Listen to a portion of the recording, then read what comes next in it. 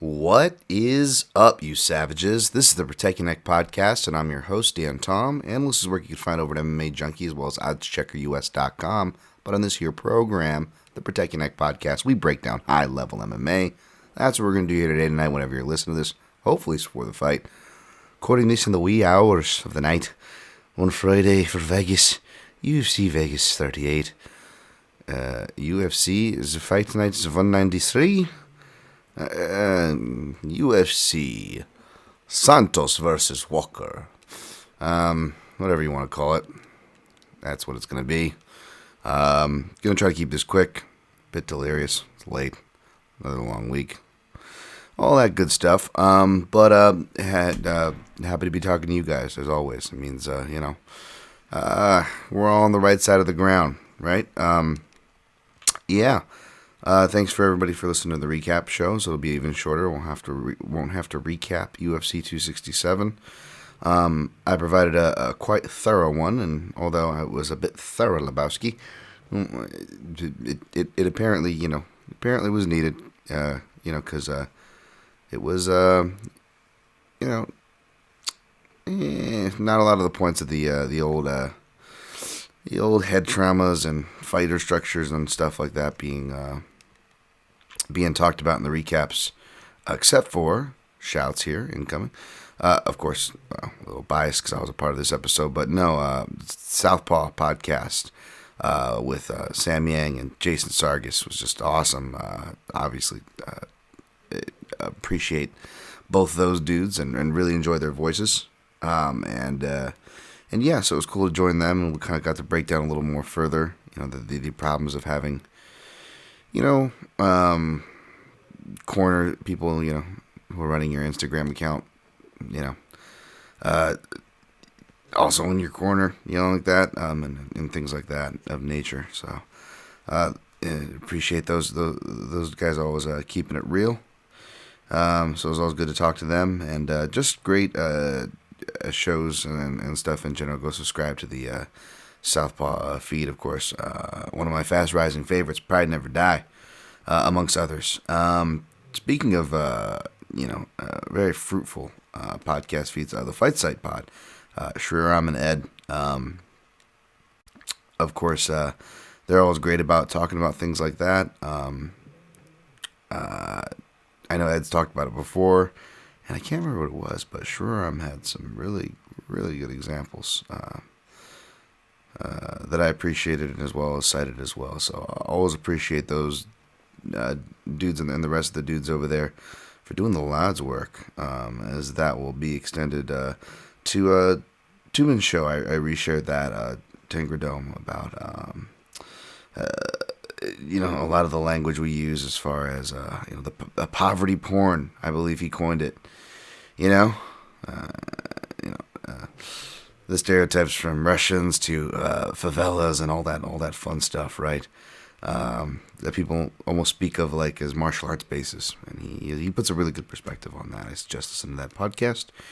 And his more recent one, I believe he had the return of Kyle Mclaughlin. It was been more active, which is great to see. I know he took time to step away, was into more film, which I appreciate and would love to just every day tempted to run away from this space and just like catch up on film and do all the stuff I want to do. And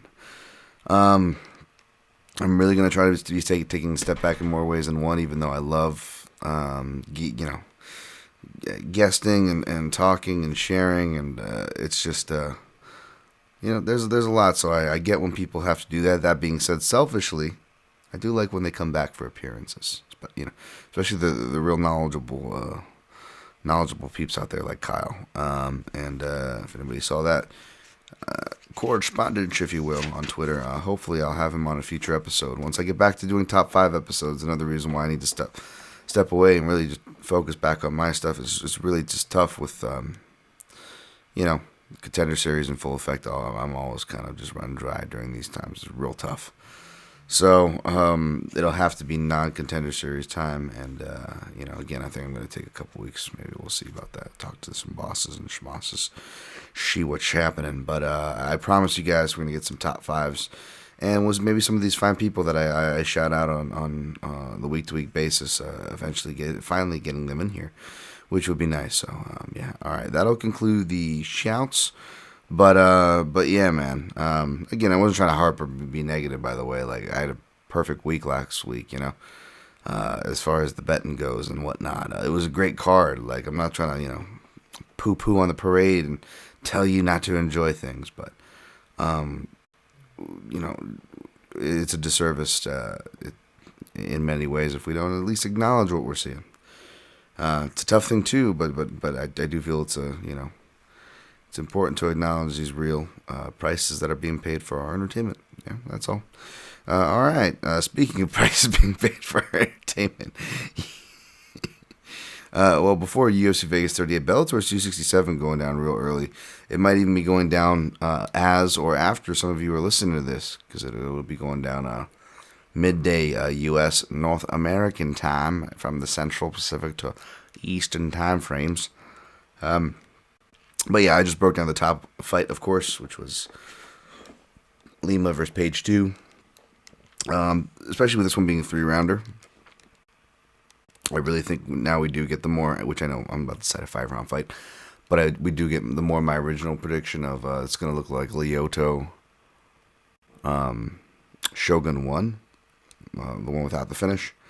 So I picked Lima by decision, and he opened as like a minus 150 to 180 favorite, I believe, which is fair. And he's been bet all the way now to an underdog. I know England traditionally backs their boys at the window. My goodness. I know Lima's the veteran here, but he's technically the younger fighter. He's the younger fighter who won the first fight, who's more experienced, who's 3-0, undefeated in rematches.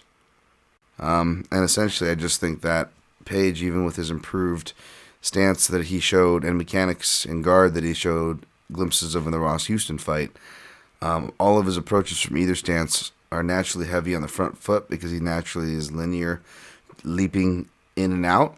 And that's just going to be money for the leg kicks that Lima already called were going to be effective before they, in fact, facilitated the win the first time around. So, again, Page could come out here and tag him. He tagged him in the beginning of the second round. Lima wins the first round. Page tags him in the beginning of the second, gets overly excited, and gets honey trapped into the leg kicks. Lima's check hook also going to be worth watching for. But I actually think it could be a really tentative and boring fight with what happened last time.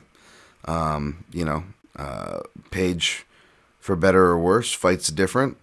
I mean, even fights, not as well, you could say, even when winning against bigger competition, if you look at like the Daily Fight or whatnot. And whereas, if you bring a staring contest to Lima, he will oblige. So I actually wouldn't even be surprised if it's a bit tentative, especially at first. Pick Lima by decision. The only reason why I did a tweet, and I usually don't do the scripted tweets like this. Is he going to bet it? Isn't he? To be honest, full disclosure, I have not, and we'll get to it. Part of the reason is because I was just, again, I just kind of got the breakdown, went ahead, and then the line got bet to what it was, but I went kind of heavy on UFC. I like the way I structured. We'll see how much I like it, come Sunday, right? That's the ultimate test of how much you like something. But as you guys know, I've been playing disciplined and keeping things small. And I feel like this is still pretty well thought out and what I got. But I am playing more than what I normally do. So in that sense, I do got to do my calculations as far as what I like to expose myself to. Jesus Christ, I'm not wearing a trench coat. You get what I'm saying.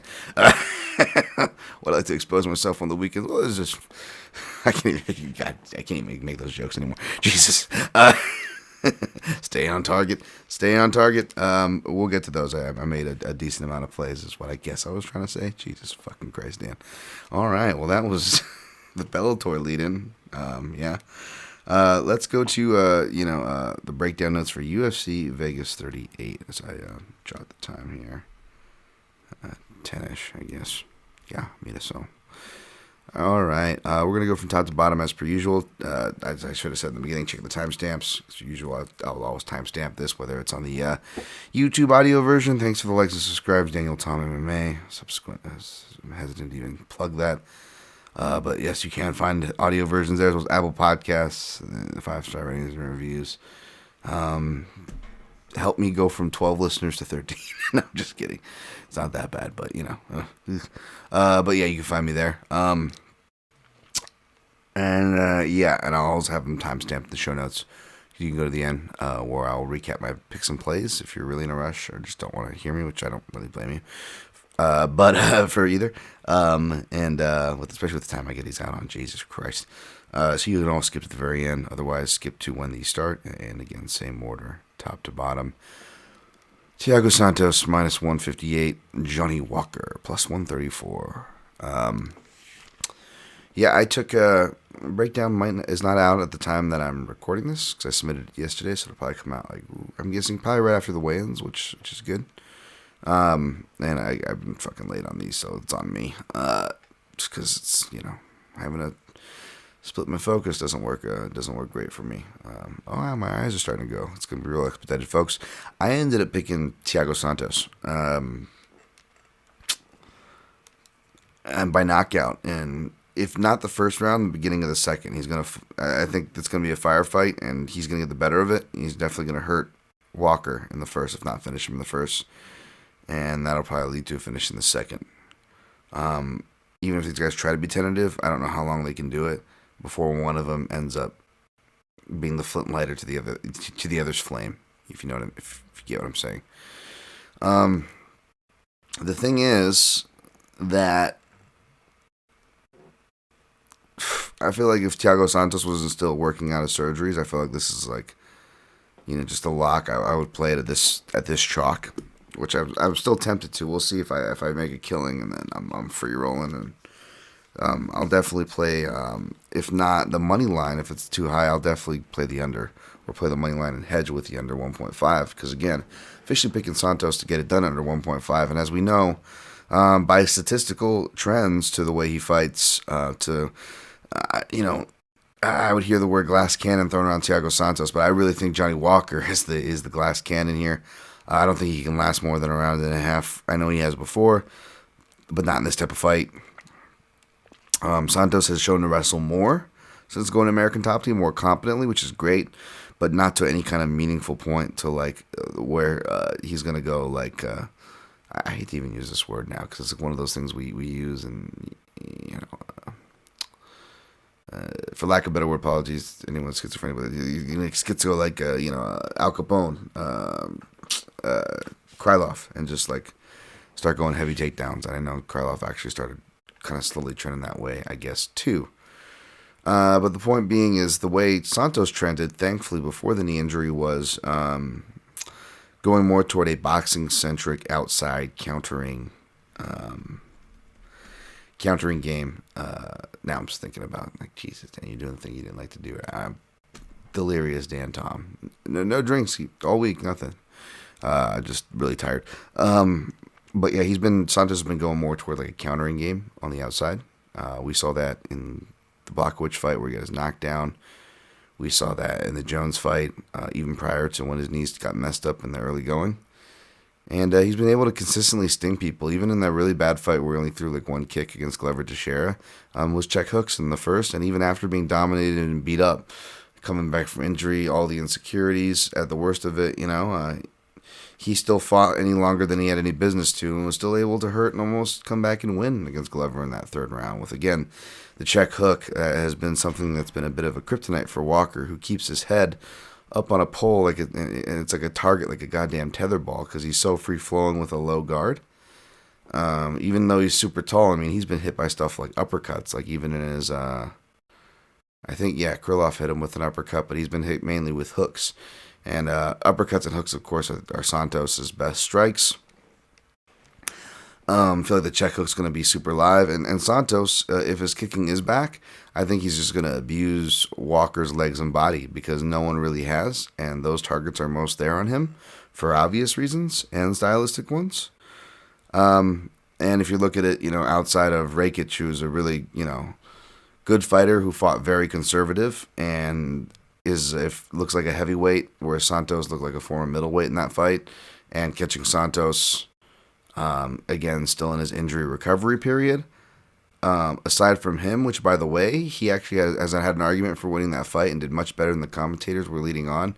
He was actually checking kicks throughout and countering kicks and getting the better kicking exchanges, which I believe is why it helped me Alexander Rakic so tentative. But that sample aside, he's really eaten up tall guys with kicks. I mean, even with like blown out knees, he out kicked and arguably, coulda, shoulda, won according to the damage criteria.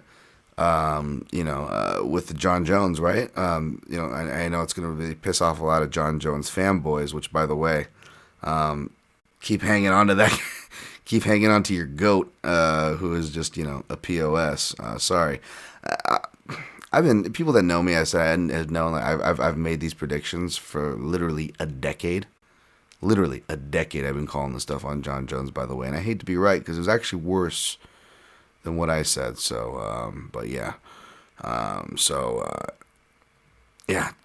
Tough luck any Jones fanboys out there. You should be thinking about his fucking victims, his children and his wife who were in terror, and the trauma that did to him. Someone comes from a house of trauma. Shit's not fucking cool. So, fucking suck it. Anyways, what was I saying? Oh yeah. Anthony Smith, another tall guy. He ate up with kicks. I like Anthony Smith just saying, he's faced a lot of tall guys before and done fine with the, as far as the leg and body targets go. So I think there's going to be that. He's the higher ranking, better grappler on paper, as well as what I see, the eye test as well. And Johnny Walker says he's taking it seriously, but, so did the aforementioned John Jones, right? Not trying to compare those two. But hey, Johnny Walker is with SBG. Yeah, we'll see what they can do. Not trying to shit, but, for going by track records, I'm not too confident in any major changes, even though it will be a second camp to their credit with him. So we'll see. They should be showing something with this one, so I'll be curious to see what it is. Johnny Walker's 28. He's at the age where jumps can be made, so it's a chance for both SBG and Johnny Walker to really put themselves in some positive spotlight, prove the things that they've been saying, and, we'll see. But I'm going to go with Thiago Santos. I think the under is a good hedge option, no matter what side you like here. I don't blame anybody for passing. Because, it's also very volatile on paper. But I do believe that, again, Santos has shown improvements more than he was given credit for in that Rakic fight to the Teixeira fight. And, I don't think he'll ever be exactly the same. Maybe not with his spin kicks like we saw at the end of the Rakic fight. That looked sketchy. But the good news is he shouldn't need any of that stuff here. So, Santos by knockout round 1. Kevin Holland minus 154. Kyle Daukaus plus 130. Yeah. Man, I picked Daukaus here, and there's going to be a caveat on the play here since it's the co-main. I'm going to wait to see how my other dog picks do / how my other plays do. If I'm doing good, I'm going to be sprinkling on Daukaus because with the popularity of Holland to the placement on the card, the line and the plus money ain't going anywhere. So, that being said, I get why people would be hesitant to pick, much less follow me off that cliff. Not telling you to. Especially when you look at it on paper, you look at who Holland's lost to, even like pre-career UFC, and you can make a pretty clear distinction. He has the more experience. He is the more athletic of the two.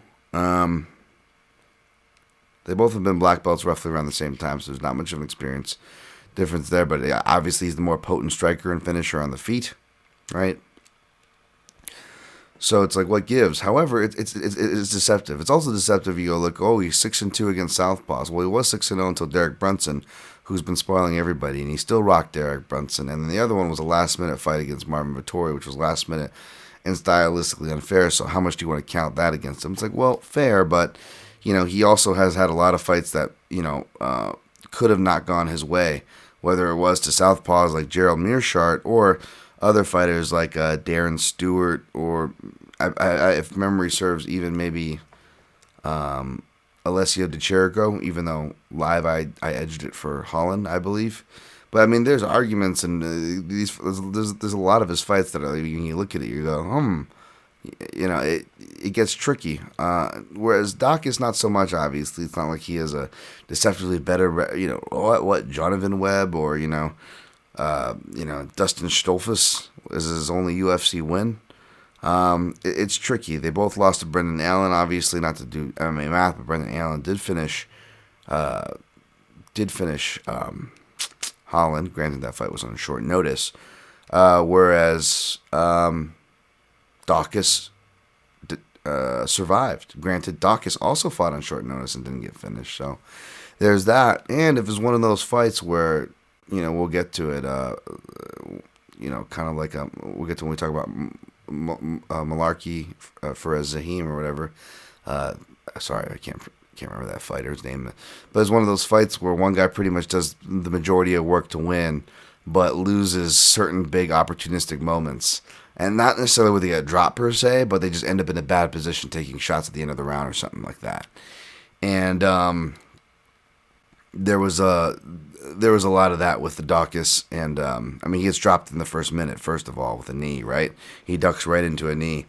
But the rest of it was just like he actually fought his way back into the fight, but then we get cut with something, or then we get reversed and hit with something hard toward the end of a round.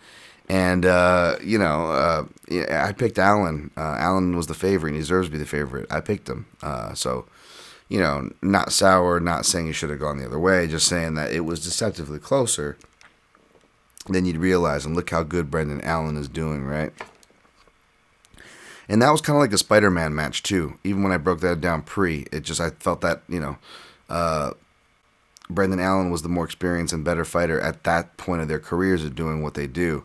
And that played out to be somewhat true as he won the fight, right? So it's a styles thing. And if you look at stylistically, the reason why I'm guessing the line was so close and was even opened at even, I'm sure a lot of recency biased Kevin Holland on a losing skid. But if you look at fighters that have traditionally troubled them, these grindy fighters, grapply fighters like that, have traditionally troubled him.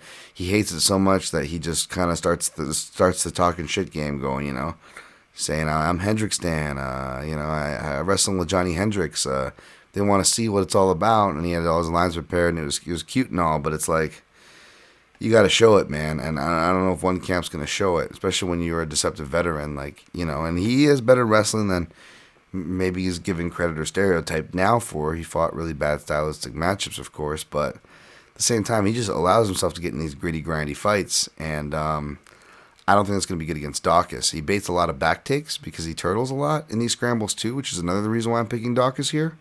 And even though Holland is good at shucking people off the back, when he can't shuck longer 6'3" guys like Brendan Allen or potentially a 6'3" Kyle Daukaus, he can be finished by rear naked chokes, which is half of all of Kyle Daukaus' many submission wins are by, whereas the other half, Kyle Daukaus' real specialty, is the front headlock. Now again, turtling out can give your back, but what it also gives, especially at the higher weight classes from middleweight to above to heavyweight, is it gives front headlock looks, and that's Daukaus' shit too, so he's got opportunistic snatch-ups in that regard.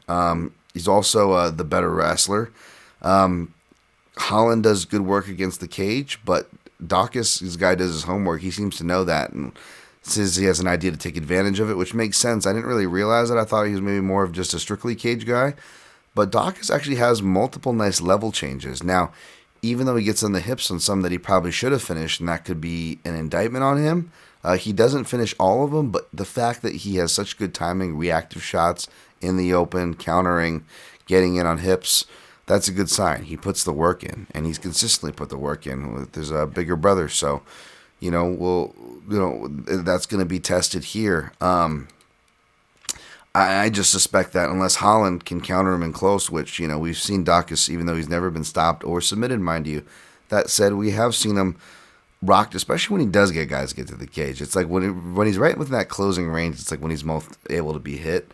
And we've seen Holland hit guys from that range.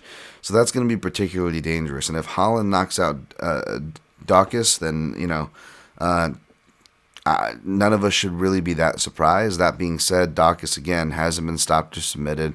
And his style is what's shown to be Holland's kryptonite, which is grappling. And where are they going to be grappling / fighting? In the smaller octagon. And you know how I feel about that. Southpaw advantage, so on and so forth. I'm not sold on one camp with a former restaurant owner, Johnny Hendricks. No offense to the Baconator, old school junkie radio named Big Rig Hendricks, But yeah, I don't know if that's really gonna do it. Big theme this weekend, I guess, is I'm going against the hype, right? Taking Santos over Walker, taking Lima over Page,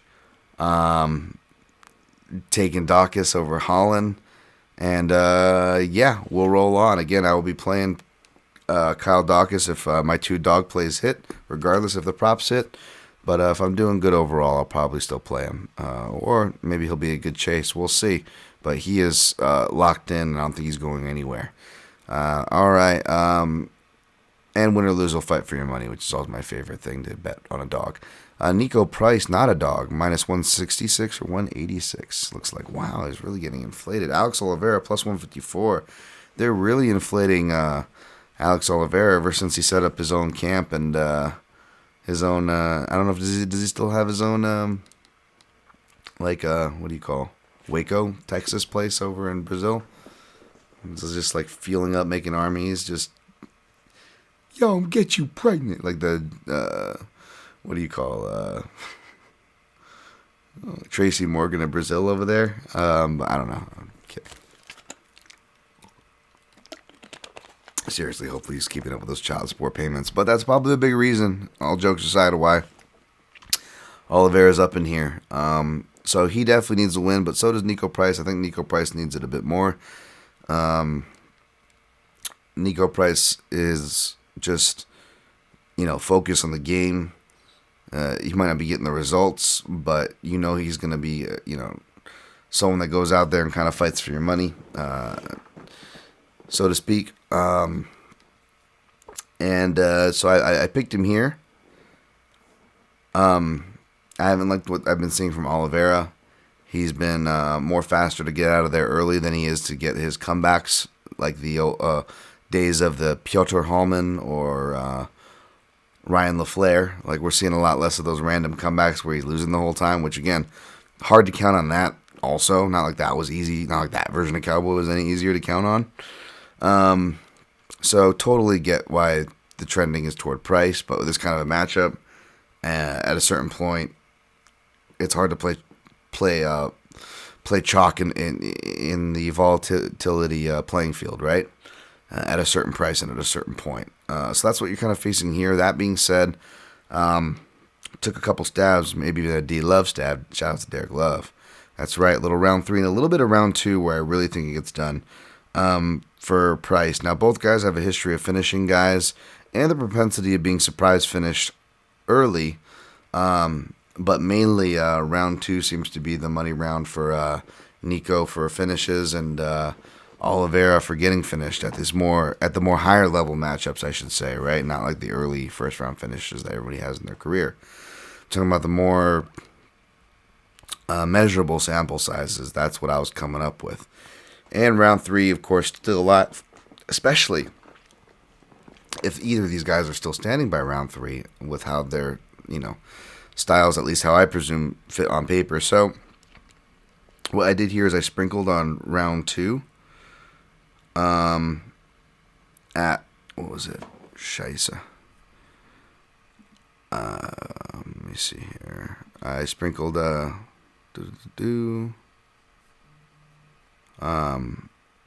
2 525 at 0.33 units, and then round 3 850 at 0.17 unit. The random small unit size pretty much makes it so if one of those hit, it covers the other round bet as well as one unit which means one bet ideally. So that's that's what if one of these little darts hit, it covers the other bet, and and covers a unit should I need one, right? Which realistically, with the shots I'm taking, I may need to make up one. We'll see. It's just playing the odds. Yeah. All right. Next fight, we got Krzysztof Jotko, -152. Misha Serkinov, +128. I was seeing if Misha was working with my guy Eric, and I'm sure, he still has connections down here at Extreme, but it looks like he's been in Colorado. Doing a lot of outdoor work. Man, looks really sucked in. I don't like this drop to middleweight. Part of me is just Misha's chin I couldn't trust now that he's dropping the middleweight when I don't think he should be. Unless he's going to pull off a Jose Aldo or an Edson Barbosa, which I don't think he has that athleticism or longevity.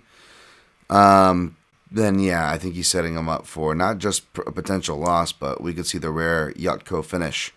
Not since, Tamden or so, I want to say. But I could actually see it like a head kick finish here. Misha just dipping in southpaw versus... It's going to be southpaw versus southpaw, I believe. And... shit, I'm supposed to get their southpaw versus southpaw record. I'll look it up here as I talk, but basically the line's not out yet, at least in the houses that I play. But if anything here, I'm just going to look to sprinkle Krzysztof by KO, just small. And that's later in the card too, so, we'll see. There's a couple plays to go before then, so we'll really see if I want to sprinkle it. But I did calculate their southpaw records, although there's really not much to go off of. Yeah, it didn't look like really Misha. We've seen him against really any, so that's a problem. Whereas Jotko has at least fought them. He beat Anders. I thought Amadowski was a southpaw. He wasn't. And then he beat Askham, who was a southpaw. And I think even outside UFC, didn't he beat someone who was a southpaw? Oh yeah, Bojan Velichkovic, I believe. Yep, another UFC southpaw there. So Jotko is 3-0 against southpaws. Plus, training an American top team, I'm sure he sees a whole bunch there too. So, he's a hard guy to control, take down, hold down. So I think he's gonna dance around even in the small cage and probably knock Misha out, which sucks. I like Misha, but that's just how I see this fight going. All right, next fight. Aspen Lad, -240. Irish Spring. What was that? Soap commercial from the 90s? Macy Kesson, +198. I broke this fight down a whole bunch of times. I don't even remember how to break it down anymore, so I apologize. All respect to Macy Kesson, Safe Sayu, 47 May, who I greatly respect. She's good in the clinch, but I just feel like Lad's better / more likely to end up on top from takedown attempts from the clinch, and the more dangerous grappler / dangerous grappler from topside, and it's the small cage. I know she's coming off a layoff, but she seems pissed now. Girl seems like she's got a lot of anger from a lot of places, and I wouldn't want to be on the other side of it. So, and I know, Cheson's no picnic, but I'll take Lad. She actually is a leg in a fun parlay, a fun three-piecer. I know, three-piece. Ooh, getting crazy, Dan. It's for funsies. All right, Alex Hernandez -550. Mike Breeden +410. Don't know a lot about Breeden. Didn't watch him. It's a Glory MMA Fitness. I think he lists a blue or purple belt in jiu-jitsu or something like that. Whereas Hernandez looks to be the better grappler, wrestler, as well as on paper. Actually has wrestling experience a little bit. And brown belt in Brazilian Jiu-Jitsu, training at Factory X. So he's going to have fellow teammates on this card who he trained with, be in good shape. It was an opponent change, but I suspect Hernandez will roll. I didn't watch much on Breeden, so I can't give you a method. If you want to add him into like a big chalky parlay, tack him on as a 4 or 5 piece on the 3 piece that I'm going to give you for fun. That's your kind of game. I don't usually play it, don't recommend it, but again, if it's for fun, I'm not going to stop you. I do things for fun too, but other than that, I don't got much of an opinion on. Next one I do, Joe Selecki minus 136, Jared Gordon plus 116. Another line where I spotted early, and sure enough, I'm glad I do the discipline and the work, but also it's like, did I need to do the work? I just came up with the same opinion I already thought I had. Didn't cost me a dog price or really much of a line this time. I was still able to get him at what's, higher than I just said. I got him at plus 120. I just think he's the better fighter, the more experienced fighter. That's undeniable. I also think he's the better wrestler. He comes from, I believe he wrestled a bit in high school. He's a brown belt in Brazilian Jiu-Jitsu under Danaher, not a black belt who grappled since he was 4 years old like Selecki, but I think good enough to survive, being that he hasn't been submitted at all in his career, and has submitted and or beat black belts himself. I know he got beat by CDA. That's Carlos Diego Ferreira. I mean, he's had some tough draws. Charles Oliveira, the champ, come on now. By the way, the CDA fight, he was going in with multiple things. His finger barely, almost fell off, a couple weeks before. He was fucked up in that fight. And, of course, that's the same hand CDF pins when he forces the TKO stoppage from the ref. So there's just a bunch of bad shit going on into that fight, and a lot of Jared Gordon's fights, frankly. But he had some tough luck on that one. Back up at 55, which could be a problem, but maybe not so much against Selecki. Not the biggest 55er by dimension, and he doesn't seem to be the strong. He seems to obviously have crazy grappling strength and control when he's on top, but he doesn't have knockout power. Doesn't even seem to really have heavy hands. Not impressed by his striking at all. Gordon, the better striker, who is Gordon from the regional scene was a better striker with his boxing, of course. He's done a lot of boxing, comes from a boxing family. I believe his grandpa was even a bare knuckle fighter or a boxer. But relocated from Rufus Sport to Sanford MMA, who's been killing it with their preparation for fighters, by the way. So he's got tons of good jiu-jitsu and wrestlers to go with. So his wrestling that was already good, and he was already a difficult guy to control, usually doing the controlling, is now, I'm going to imagine, only better. Whereas I went to look at the wrestling part. We know his jiu-jitsu's good. His transitions are good, and Selecki's. But his wrestling, against Hubbard always gives his back. He didn't have to go for a takedown. He went for just a kind of a half-assed debasing trip just to get... Because all it takes is a little bit of a debasing, and Hubbard kind of turns to give his back, and he kind of just shucked around to his back and climbed up. Jim Miller, he ate a knee to the face to get his first takedown and then controlled him for the rest of the round. And then the next one, he eats a bunch of counters to the face because he keeps his head straight up, which is a really bad problem. He kind of slips at first, he shows a good intention, but when he enters, his head is just straight up like an old school Gracie. He hit a bunch of counters, and then shit, I forget, but it was off of getting hit or whatever. No, yeah, and he hit with a bunch of counters. I think he reaches for a signal, chains a couple times, can't get anything, but then gets to that position that he got to Hubbard on. Except Jim Miller, instead of fighting it properly, fighting the hands, turning back into him, swimming back into him. Jim Miller being Jim Miller, goes for, I'm just going to forward roll kind of into a knee bar and end up on my back. So that's how he got his second takedown and got control. I'm not even going to count what he did to Matt Wyman. That's why I'm not going over. I'm going over his last two fights. And that's the thing is, he trains with good guys, but a lot of them are I think it's Salty Dog, John Salter, some other guys, but a lot of them are grapplers, and it seems really grappling strong gym, wrestlers even. So you would hope with his game setup that would be a little more impressive, and who knows, watch, he's going to go out here now and out-wrestle Gordon and make me eat my words, but he's not the better striker or not the better wrestler. I don't know if he can fight at pace, because he hasn't really had to or had someone coming at him the way Gordon's going to, which Gordon looks like he's pressuring even better, fighting even more technical since signing up with Henry Hooft, as this will be his second or third camp with them now. So yeah, I just felt like this line was off. I feel like I feel like they got the favorite. It shouldn't be wide or anything, but I do feel like they got the favorite wrong. So I played Gordon. I put a unit on him at plus 120. That one is along with my parlay. And 2 or 3 of my dog plays are going to be in my odds checker article. For those of you fans of the written, thanks for sharing those. Thanks for, by the way, just like the love and stuff. Like, I know I'm like crazy, and some days I feel like shutting off my DMs, but then a bunch of you guys, whether you trickle in from other podcasts and gave me a chance, or you're just still listening to me after all this time, which I really don't know how you could, but thank you. Like, your guys' messages are fucking awesome, so thank you. Next fight, Casey O'Neill minus 220, Anthony Shevchenko minus 184.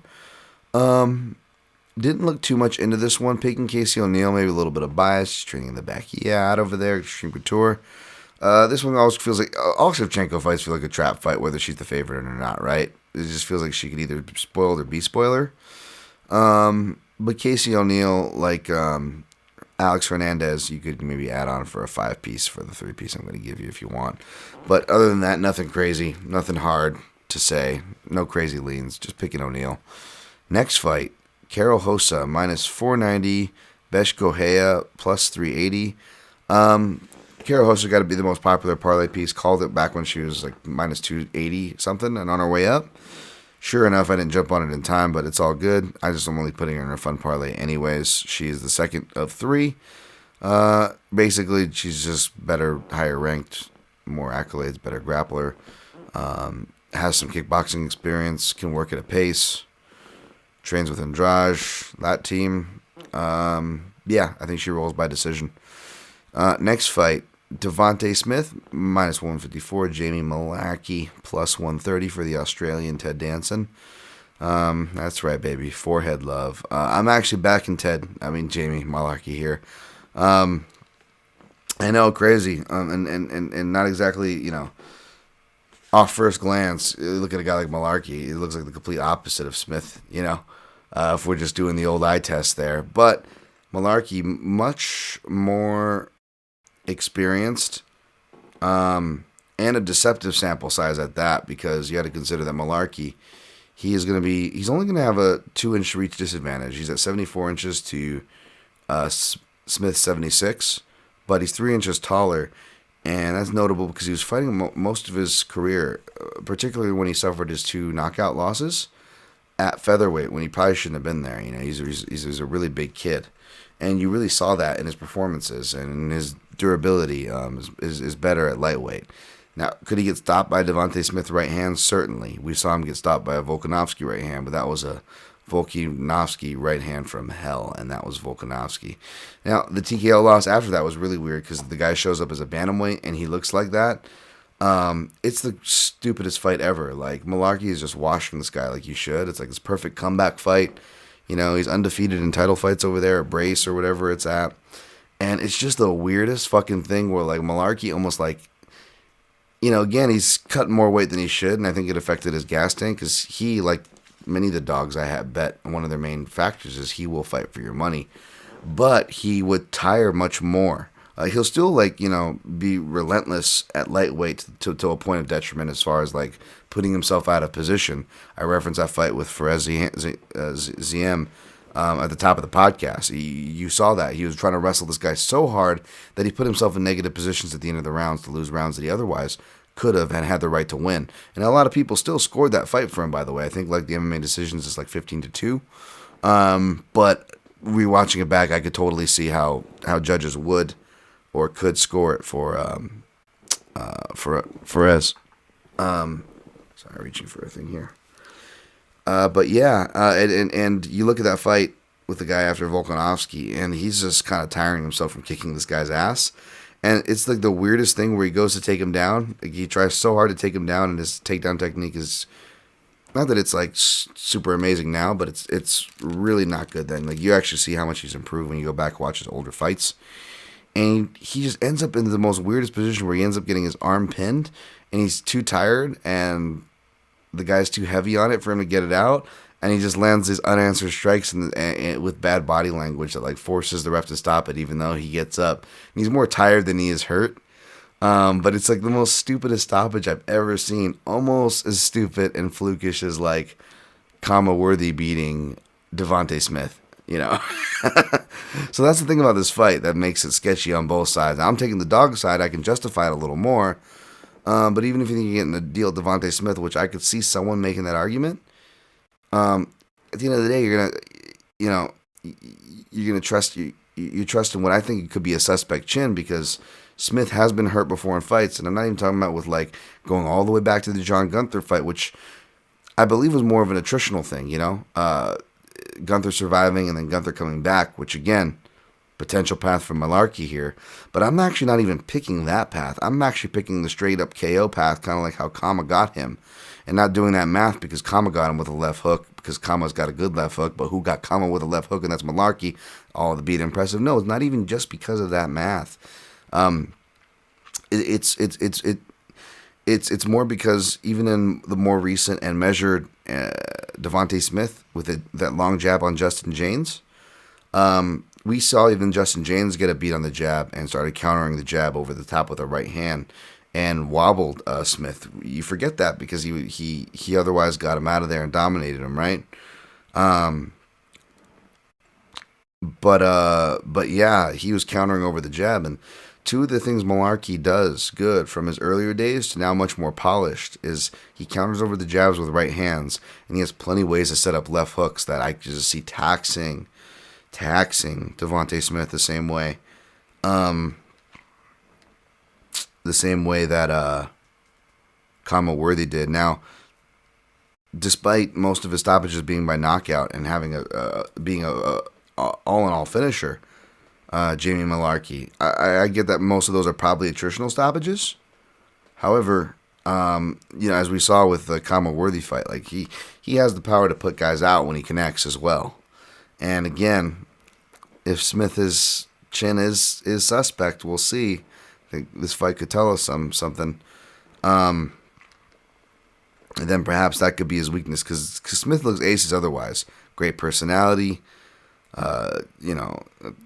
Seems a real funny kid.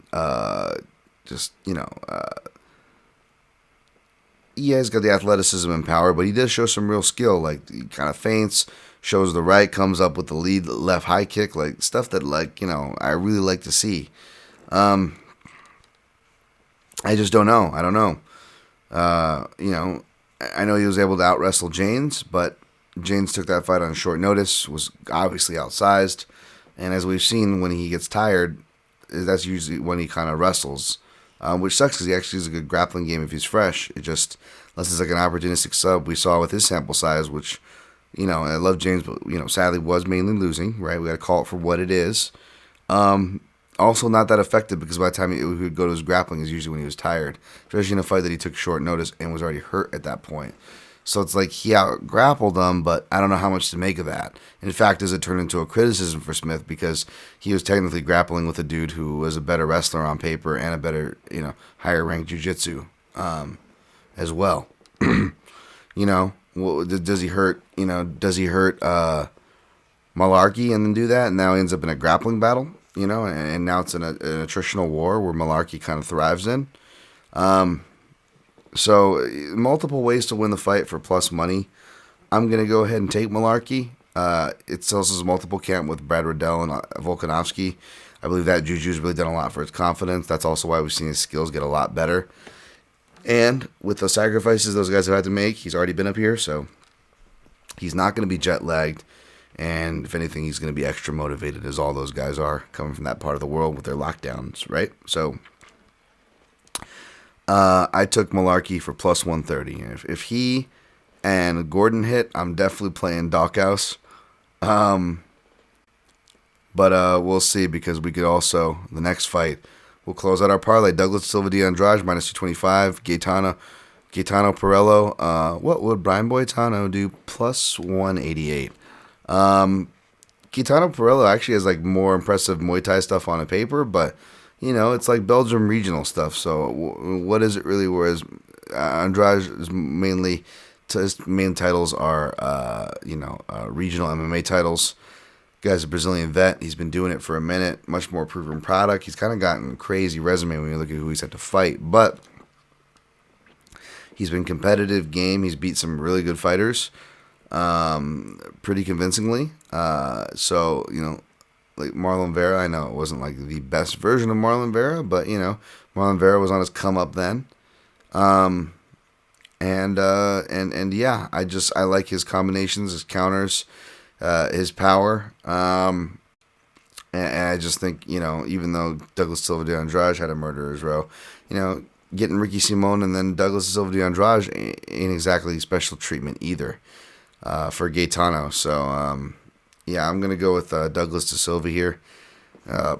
Parlay him, Rosa, and Ladd for plus 122. 1 unit. If you want to add Hernandez and O'Neal, plus 279. You can get real crazy. Add Perez Yucko plus 803, but I guess I'm kind of giving away one of my picks there. Next fight, the only one I wrote on my avoid list because it's tight and I didn't do any study on it. Stephanie Edger opened as a dog, but now favorite minus 120, whereas Shayna Young currently resides plus 102. Shayna Young showed some impressive kicks, but it's like, was that impressive kicks or was it because is it Kieson, I believe, was just kind of content with just eating the same setups, frankly. It looks like she comes from like a karate gym, like a Stephen Thompson style thing in the South. Whereas Edger has been doing judo since she was a young girl, black belt, competed ADC, national level. Probably the more physical fighter, so I actually went with Edger here when she was still an underdog earlier in the week. Didn't play her, didn't look into a 2-player, and now definitely not worth it. The line has kind of moved in her favor, so it just went to my avoid list, but the pick is Edger there. I don't have much analysis to offer you. And lastly but not leastly, I kind of gave away my pick there with that fun little tidbit. But Alejandro Perez minus 255, Johnny Eduardo plus 210. The former Ice Cream Man, shouts to Brendan Fitzgerald. I would love to back Johnny Eduardo here, but Alejandro Perez is the pick. Even though, I'm definitely more of a fan than Eduardo than Perez, who hanging around, and always shouts to Shaq and the guys over at Half the Battle, always weaseling decisions, right? But so yeah, but anyways, I'm gonna go with Perez here. All right, how do we do on time? There's a lot of fights, 52. All right, we did under an hour. Yay on me. All right. Bellator, all I'll tell you is I'm taking Lima over Page. Not sure if I'm going to play him. If I do, it's going to be small. Good luck. If you do, don't necessarily have to follow me. Again, I don't even know. I got to still do the math to see if I'm overexposed, like a creep on a Sunday in a trench coat. But the UFC, I'm taking Santos over Walker. Taking Dukakis over Holland. Smack man. Gonna get smacked by the smack man. Taking Price over Cowboy Oliveira. Taking Yutko over Serkinov. Taking Ladd over Kieson. Taking Hernandez over Breeden. Taking Gordon over Selecki. Taking April O'Neil over Shevchenko. Taking Hossa over Koheda, taking Malarkey over Smith, taking De Silva de Andrade over, what would Brian Boitano, Gaetano Perello do? Taking Edger over Young, taking Perez over Eduardo, parlayed Hossa, Douglas Silva de Andrade, and Ladd for plus 122.